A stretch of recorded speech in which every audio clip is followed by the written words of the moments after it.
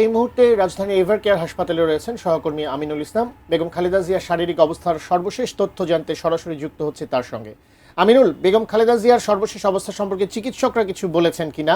আর আরেকটা বিষয়, আমরা দেখতে পাচ্ছি আপনার আশেপাশে অনেক নেতাকর্মীরা রয়েছেন, তাদের কাছ থেকে আপনারা জানতে পেরেছেন কিনা বা ভিড় কেমন লক্ষ্য করছেন আপনারা?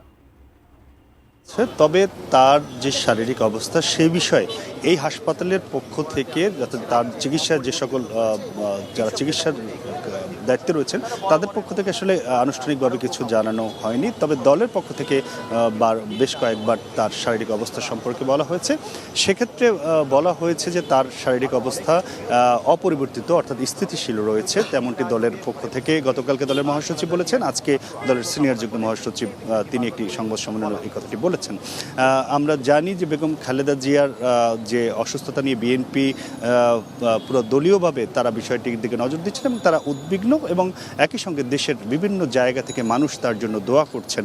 এবং আমরা দেখেছি দলের পক্ষ থেকে এর বাইরেও বিভিন্ন সামাজিক সংগঠনের পক্ষ থেকে বেগম খালেদা জিয়ার জন্য দোয়া চাওয়া হচ্ছে এবং সেই দোয়ার ব্যবস্থা করা হচ্ছে। তবে যেহেতু এখানে আসলে হাসপাতালে যারা আসছেন তারা আসলে সেখানে বেগম খালেদা জিয়াকে দেখার সুযোগ নেই বা সেই স্বাস্থ্যগত বিষয় সম্পর্কে খুব বেশি জানারও সুযোগ নেই, তারপর অনেকে আসছেন। আসলে তারা যেটি বলছেন যে তারা অনেকটা আসলে তাদের যে দলীয় প্রধান তার যে আবেগের জায়গা থেকে এখানে আসছেন। অ্যান্টিব্যাকটেরিয়াল অ্যাডিটিভ যুক্ত সেরা ওয়াটার ট্যাঙ্ক বিশুদ্ধ পানিতে ব্যাকটেরিয়া জন্মাতে দেয় না।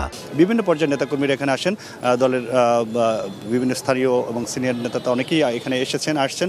আমাদের সাথে আমরা দেখতে পাচ্ছি যে এখানে দলের স্বেচ্ছাসেবক বিষয়ক সম্পাদক শরাফত আলী সপু তিনিও এসেছেন এবং তিনি আমরা জানি যে নির্বাচনের অংশ নেওয়ার জন্য তিনি চেষ্টা চালিয়ে যাচ্ছেন এবং তার এলাকায় বিভিন্ন কার্যক্রম পরিচালনা করছেন, সেগুলো স্থগিত রেখেই এখানে এসেছেন।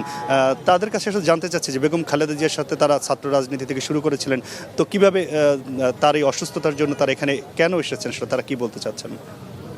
ধন্যবাদ আপনাকে।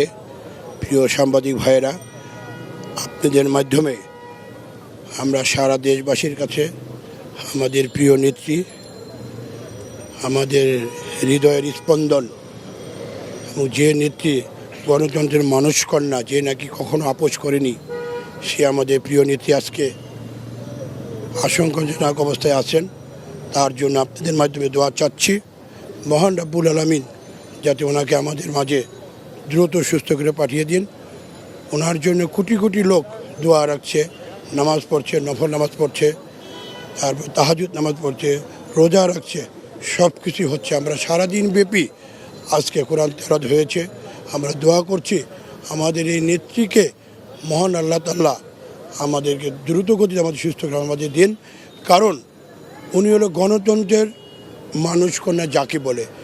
80-র দশক থেকে আমরা তখন ছাত্র ছিলাম।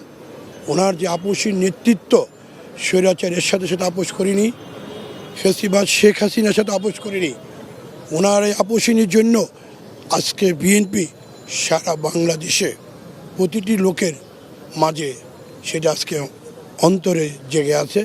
সেই যে বিএনপির কাছে বেগম খালেদা যে একটি আবেগের নাম এবং বিএনপির যারা নেতাকর্মী রয়েছেন তাদের কাছে আসলে তার যে জায়গাটি সেটির কারণে আসলে এত বারণ করা সত্ত্বেও অনেকে এখানে এসেছেন এবং আসছেন, তারা তার জন্য দোয়া চাচ্ছেন। আসলে সব মূলেই সবাই বলছেন যে যেন দোয়া করা হয়, যেন বেগম খালেদা জিয়ার স্বাস্থ্যের উন্নতি হয়। তো এই ছিল আমার কাছে বেগম খালেদা জিয়ার শারীরিক অবস্থার খবর, অর্থাৎ তার চিকিৎসা চলছে এবং তিনি তার অবস্থা এখন অপরিবর্তিত অবস্থায় রয়েছেন।